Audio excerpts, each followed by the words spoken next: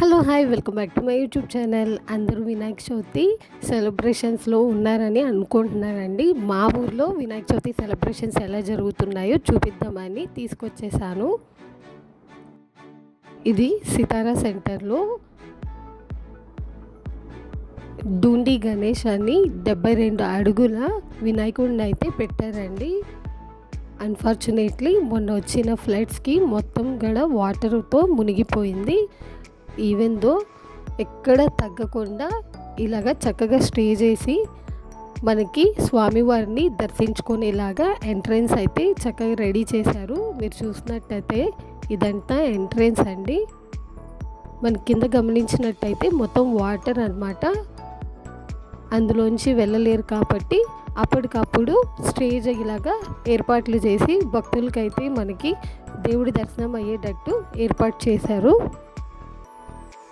మొన్నొచ్చిన అకాల వర్షానికి అలాగే ఫ్లడ్స్కి అయితే అసలు ఎవరు అనుకోలేదండి ఇలా జరుగుద్దని.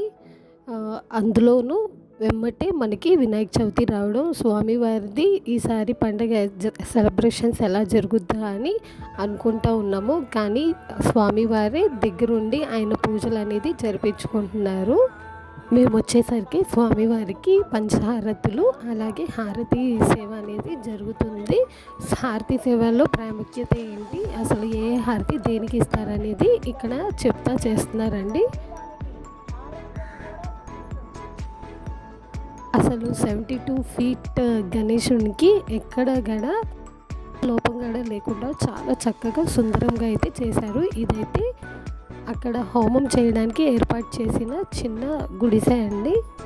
స్వామివారికి చూస్తున్నంతసేపు అసలు ఏమాత్రం బోర్ అనిపించలేదండి. చాలా అందంగా చాలా ప్రశాంతంగా అనిపించింది.